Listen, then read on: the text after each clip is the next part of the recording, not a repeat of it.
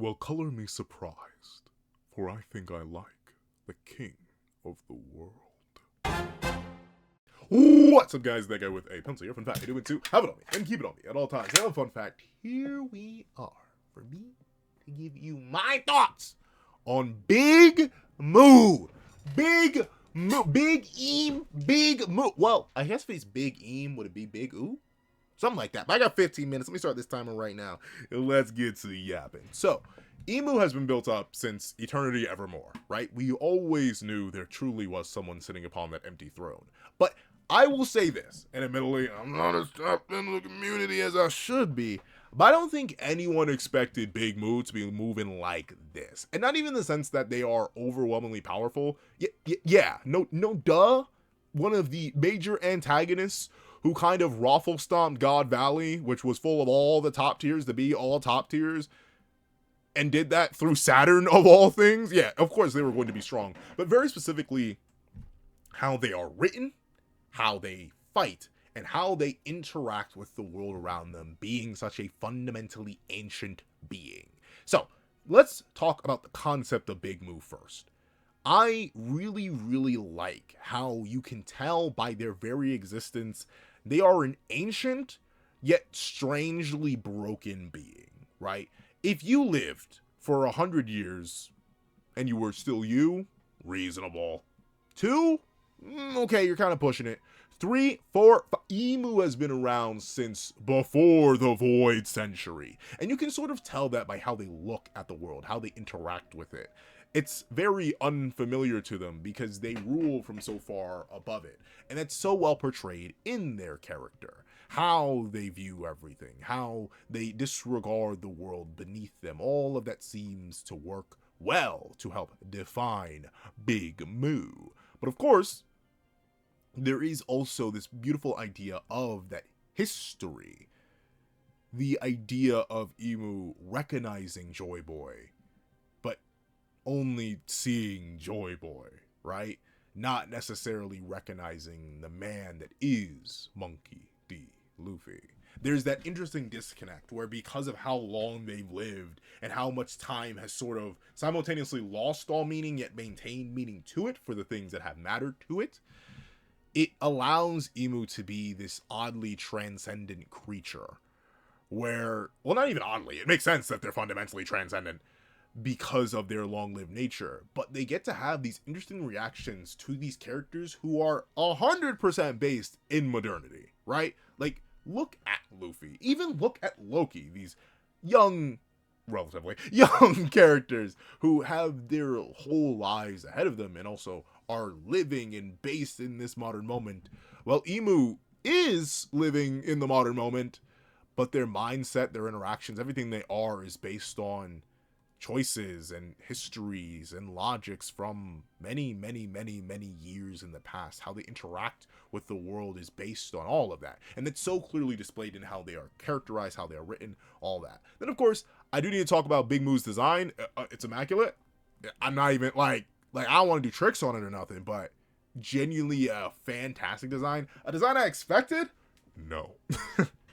Not at all. Not even the slightest. But still, a design that works really well. I feel like the idea of Big Moo being this, like, once again, going back to that ancient, odd, conceptual creature, Emu almost looks like a modern ancestor, or the common ancestor concept. And to be fair, if you don't know what that is, it's the idea that every living species can be traced back to one sort of common ancestor. Obviously, you have the original microbacteria, or were they even bacteria at that point? The single-celled organisms that everything on Earth evolved from because, life wasn't a thing and then it was a thing. But specifically, the idea that if you look at, I believe it's elephants, tapirs, and there's another animal in that group. If you trace it back, they have a common ancestor. Obviously, we are, as humans, part of the great ape family. And thusly, if you trace back a gorilla's ancestry and ancestors, you trace back a chimpanzees, you trace back a humans, we all have that similar common ancestor.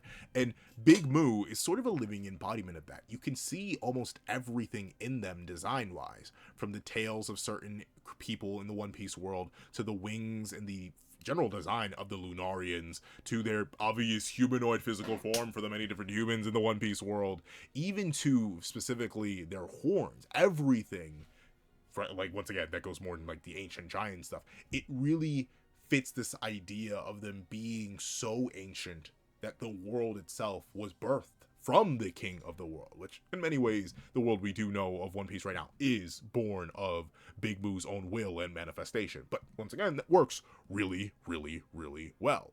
And another major detail of their design that's only gotten more meaning to me as I've learned more and more about One Piece, and specifically possible interpretations behind Imu, is the ring of eyes behind them. The idea of Big Moo as sort of a living vessel for the power of the 20 kings, and how that's perfectly displayed by the constant eyes that obviously aren't just surveilling whoever Imu's fighting, but are also seemingly surveilling Imu themselves, right? Note how they always linger behind him. It's very, very intriguing to see how they are designed, and how they do truly seem in many ways oddly barbaric, from the skulls hanging around their waist, to the spiked wristbands, to the mostly bare chests and the flowing cape in the wind. It's just all so good on a design level. Honestly, out of the many antagonists of One Piece, this probably, is it my favorite design just yet? I don't know about that, but it's really, really close. It's good. It's great. It's fantastic. But of course, enough of just how that's all happening, the design, the concept, but how's he actually working as how is he actually working as an antagonist? Beautiful. But why? Why do I think he's working so well as an antagonist right now? Why Michael Easy Big Boo to the moon and back? Because he's actually sunning. He's actually genuinely sunning. There was a lot of people freaking and geeking, moving and tweaking, throbbing and weak. Whoa, maybe not throb. But regardless, when when the end of chapter 1186 came out, I saw a lot of people see base Luffy punch Big Moo and send them flying and be like, oh no, Big Moo's fodder, Big Moo's trash. It was a lot of Loki down players, let's say. Though admittedly, Luffy is performing better than Loki, just seemingly quantitatively. But that aside, I saw a lot of worry that, oh no, Big Moo's gonna be fodder, Big Moo's gonna be trash. And then Big Moo suns him. And then Big Moo suns him horrifically. And that's good. I ain't gonna lie to you. One of my favorite things about Wano is that Luffy kept getting sunned. Especially specifically after Egghead sort of didn't necessarily sun Luffy, but sort of like stamina diff Luffy in many different ways. It felt like he's already didn't sun him hard enough. It felt like, the five elders, they were cool and all, but they didn't really sun him hard enough. But no, Big Moo said, wait a second, my child. You ain't nothing but straight buns. And Moo absolutely violates Luffy. Once again, reestablishing this idea that as powerful as Luffy has become, as much progress as he's made in his time on the sea, as much as a monster as he is, Gear 5, the ability to truly warp reality as he sees fit, it's all amazing, it's all cool. There still is so far for him to climb, so high for him to go. Luffy is nothing but a shadow of what Joy Boy once was. The idea that Big Moo, a being once again transcendent of time, can look at Luffy, look at the successor to Joy Boy, look at the next inheritor of the Sun God's will, and be like, no, you can't be Joy Boy. He wasn't this bomb. That is amazing. It's one of those examples of in the ancient, long-lived evil coming in and being like, y'all became fodder since I got sealed away, huh? Y'all kind of bombs, ain't you? And that's great. It is a good heavy sunning that Luffy's kind of needed ever since he triumphed in Wano. Now, I'm not saying that Wano's effects of him getting sun there were like non-existent or garbage or disappeared or anything.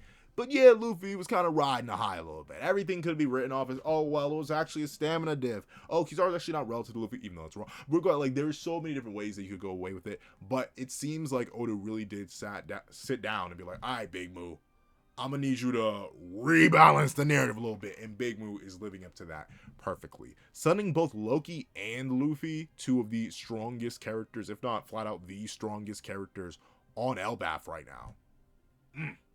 Hey, you know me, I love me a good job sesh, and this is pure top tier, top of the line jobbing by Luffy and Loki for Big Moo. Now, of course, by the very nature of Big Moo being here, clearly too early for our cast to handle, and the beauty of Big Moo being here too early for our cast to handle, and Luffy getting sun, and Loki getting sun, and everybody jobbing, this, that, and the third. There's obviously the issue...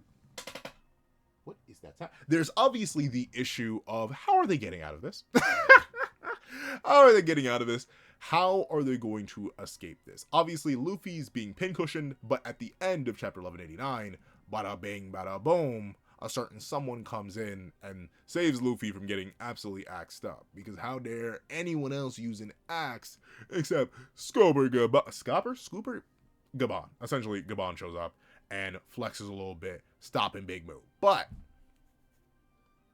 the issue here is that Big Moo runs into the issue that a lot of antagonists who are so much more powerful than our cast run into. How on earth is our cast meant to escape this scenario and make it feel right, make it feel logical, make it feel not like a contrivance? And I think that actually, that came out wrong. I think that answer is actually pretty simple because of how Oda has structured Moo's appearance here. I didn't go over their immediate introduction because I've kind of talked about that in its own review, and that was the whole thing. But specifically, what I like about this introduction to Big Moo and the sheer power disparity between our major protagonist and Big Moo is the idea that Big Moo is on a big time limit, right? Ultimately, yeah, they could absolutely violate Loki and Luffy, and you may be able to argue that's plot armor right now, that they aren't literally in pieces. But not only is Big Moo shown to be relatively passive in terms of things, this is the first time they manifested in how many years in the real world, but also their current existence isn't something that they can maintain for long enough. If someone like Gabon, if Luffy, if Loki can hold out long enough to wind down Big Moo's timer while Big Moo is being passive because they're so far above, they can escape, they can regroup, they can develop, they can go on to evolve. Is that the perfect way to remove Big Moo after introducing them? I'd say so, because we have to remember that Big Moo, while being the king of the world, is also the living embodiment, the physical representation, the character that is meant to be the WG, the world government. And we know, just as in many ways that the world government succeeds in controlling and monopolizing, manipulating the entire world, Big Moo has already been characterized as kind of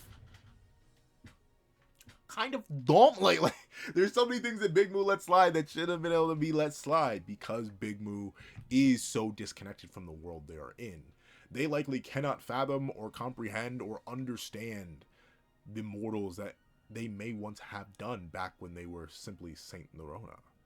So much time has passed that they, by their nature, may not understand what they will be letting go when they let Loki and they let Luffy live, or fail to execute them within the time limit that they have while they've manifested in this world.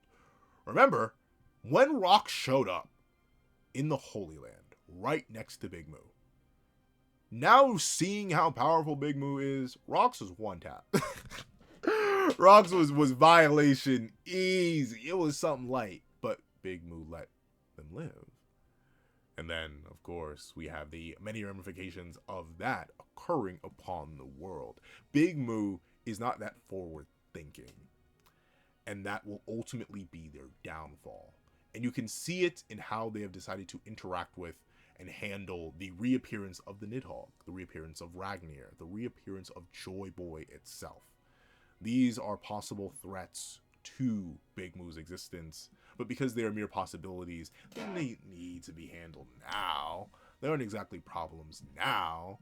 Sure, play with them, mess with them, enjoy them, as it were. And that is what I must say I love Big Moo for.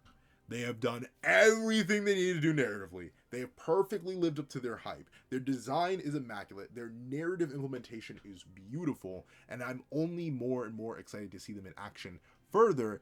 And I'm excited to see how our cast is going to be able to react to the fact that they still stand so far from being able to compete with the world that they are attempting to take down. Luffy once declared that he would fight the world itself, and the world has come.